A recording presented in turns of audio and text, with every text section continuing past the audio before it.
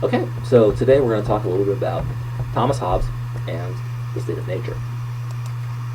Thomas Hobbes, or as he was not so affectionately known by his contemporaries, the Beast of Malmesbury, lived in the 17th century in England. Now, the 17th century in England is not good times. The 17th century in England is racked by civil war. There's a brief period where the king was beheaded. Well, he was permanently beheaded, but a brief period where England did not have a king.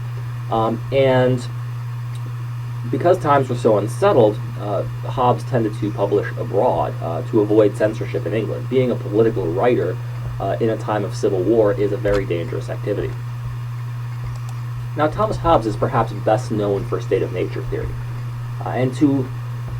What state of nature theorists do is to try to understand the contributions of government.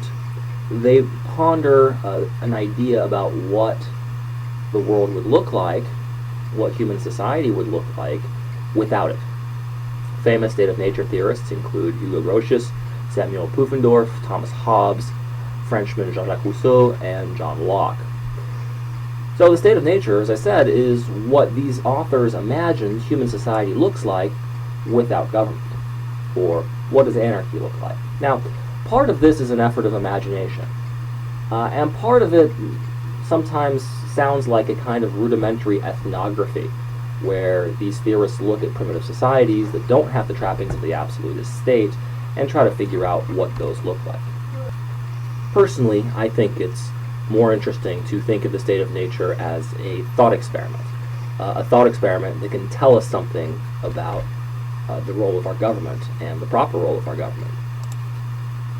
Now, to start off, let's just note that there are typically three main candidates as to what the state of nature looks like.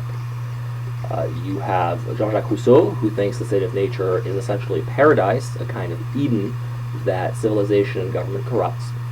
On the other side, you have Thomas Hobbes, who thinks that the state of nature would essentially be hell on earth. And in the middle, you have John Locke, who, among other things, inspired the American Revolution, who thinks that the state of nature would have certainly been inconvenient in some ways, but would be neither paradise nor hell.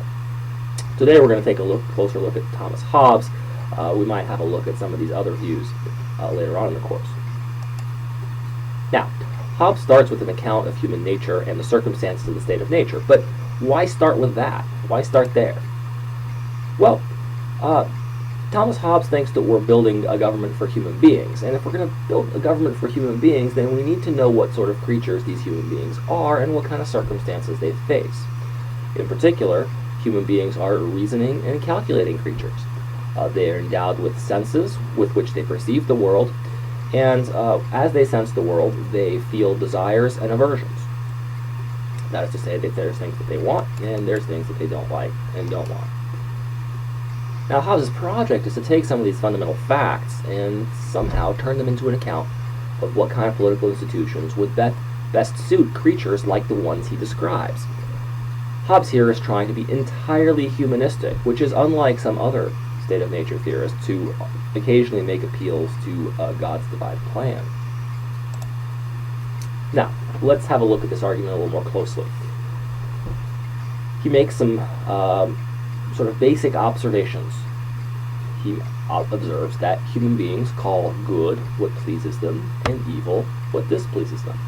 A consequence of this is that in nature, moral judgment is unavoidably private. That is to say, if there's no one to tell you what to think, you're going to think whatever you like. And as a result, people will think many different things, and therefore they are prone to disputes. A second observation he makes is that we are all roughly physically equal, and therefore equally physically vulnerable to one another. The consequence of this is that no one can avoid worrying about physical safety. Hobbes here is saying that the strongest man still has to sleep sometimes, and as soon as he's closed his eyes, he is vulnerable to the weakest of men. As a result, not even the strongest among us can avoid worrying about physical safety. The third claim that he makes is that we are all close enough to equal in mental faculties. The consequences of this is that we are generally unwilling to recognize the superior wisdom of others. No one is so stupid, Hobbes thinks, that he's going to immediately trust whatever somebody else says. And no one is so smart that he's obviously, or that everybody else is going to obviously think that he's right and yield to him and his judgment. And so the consequence here is that we're generally unwilling to recognize the superior wisdom of other people. So these observations taken together leads him to what I'll call thesis number one, or his first major claim. His first major claim is that the natural equality of human beings is a major source of human conflict. Hobbes' view is that equality, or if you prefer, the lack of obvious information about anyone's natural, physical, or mental superiority, is a bit of a problem. It's one of the fundamental reasons for conflict within human societies. What's the argument? Well, the argument is that physical and mental equality, or rough equality, between human beings means that we all have hopes of obtaining scarce goods. Scarce goods include desirable mates, money, and status. And because we all have these hopes, and we are aware that everybody else has these hopes, this tends to make us what Hobbes calls diffident, or we would say distrustful. We become distrustful of one another. And this distrust leads to fear. Fear, on top of natural scarcity, the scarcity of mates and money and status, Hobbes thinks leads straight to conflict. So this insecurity that we all feel, allied with an instinct for self-preservation, leads to the drive to seek security. How? Well, through power. If we are able to achieve power, we can mitigate some of this fear and insecurity. And of course, everybody is similarly insecure, so everybody is seeking some power. So for Thomas Hobbes, the state of nature is basically a state of conflict, or as he calls it, a state of war. Hobbes imagines what human beings would be like if they were left in the circumstances he describes. And predictably, what does he conclude? Well, he concludes that the state of nature is a state of war. And war here doesn't mean necessarily constant physical battle, right? Constant raiding and pillaging and conflict, but more the idea of a condition where people are always willing and able to fight one another, right? So Hobbes would have understood very well why Cold Wars are still wars, and why Israelis and Palestinians are not at peace, even when they aren't currently fighting. Anytime Hobbes thinks there is no overarching enforcer, that is to say, no power to keep people in check, men are in a state of war. And that's true even if they don't know it, really. Anytime, on the other hand, that people have a good reason not to fight, another way of putting it is to say that the cost of war is higher than the benefit of war, then people are at peace.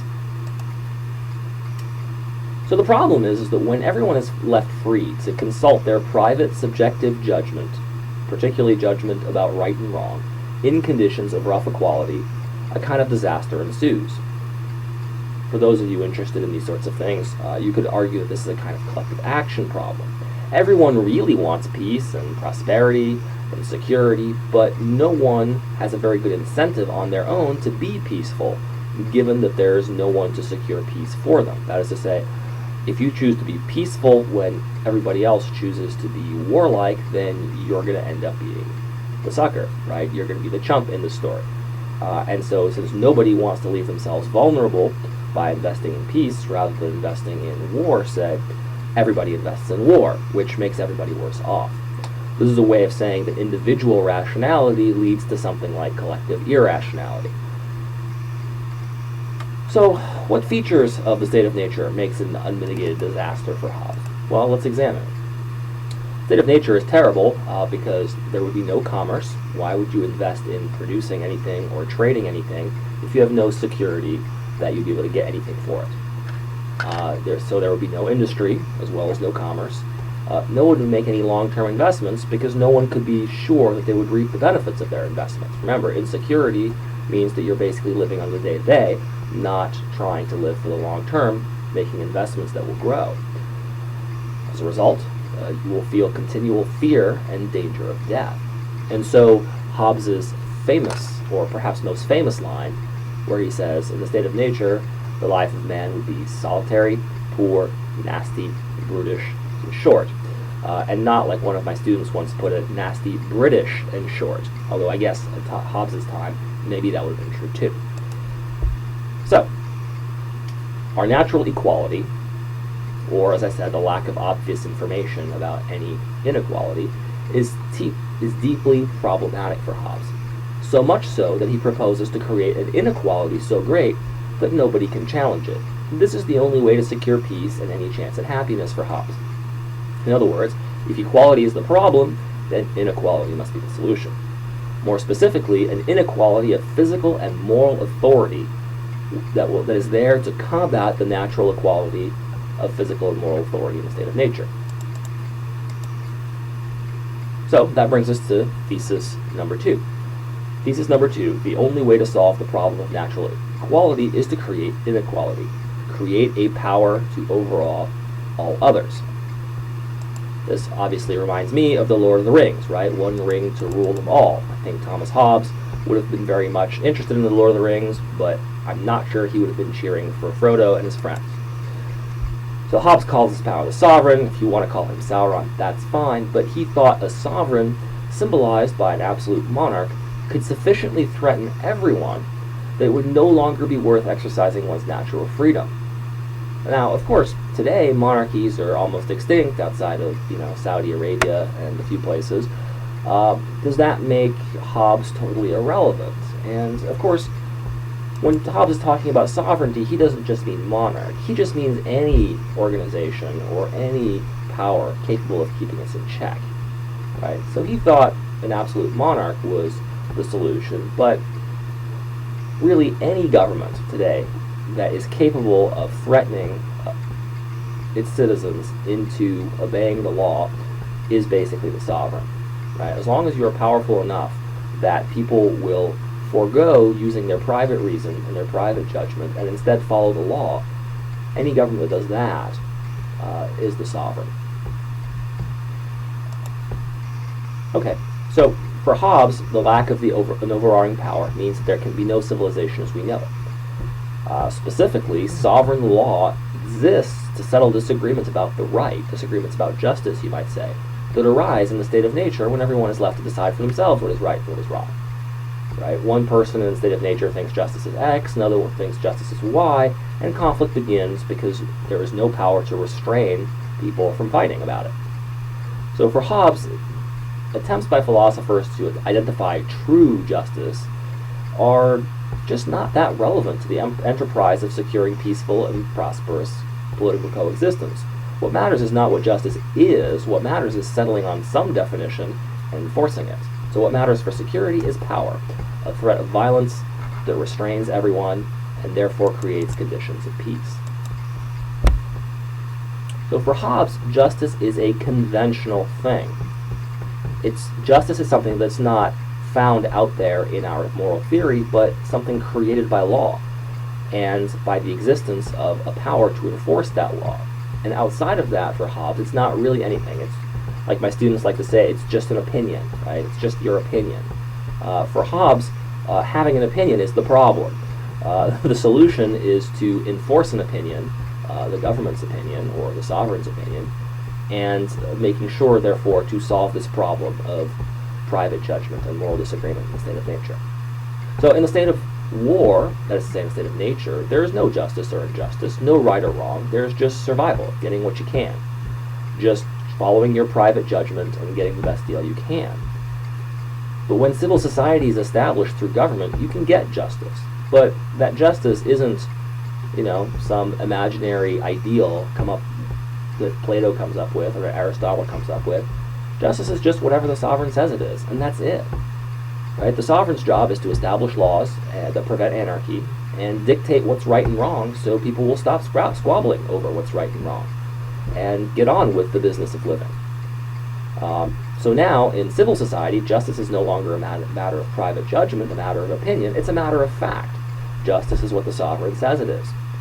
Justice, in other words, is whatever is produced by the justice system, on Hobbes' view. Let me finish with a quick comparison of Hobbes and Aristotle. Hobbes hated Aristotle, by the way. But there's a nice symmetry between the two authors. Aristotle says that happiness is the supreme political and human good, and it's for the sake of happiness that we value all other things, including politics. Hobbes says that security is the supreme political good, because without it, nothing else is possible, including happiness. So both of them have this idea that there's a supreme political good to which everything else needs to be subjected to, and everything else needs to be subordinated to, right? There's a master value, right? We'll see in modern political theory that theorists start becoming more open to the possibility that there's more than one political value that we should care about. But we'll save that for a later day. Note, however, that there's a big difference, too, even though there's a symmetry between Aristotle and Hobbes. Hobbes focuses on the minimum conditions necessary for political life, whereas Aristotle focuses on the greatest goal or ideal for politics. Right? Hobbes is a minimalist. He says we need to focus on what makes life possible, or what makes civilized life possible, whereas Aristotle focuses on the ideal, what makes human flourishing, what makes the highest possible pinnacles of civilization possible. So for Hobbes, even the rational egoist thinks that death and insecurity are bad, and so even a rational egoist has reasons to think that institutions that preserve life and peace must be good. Thank you.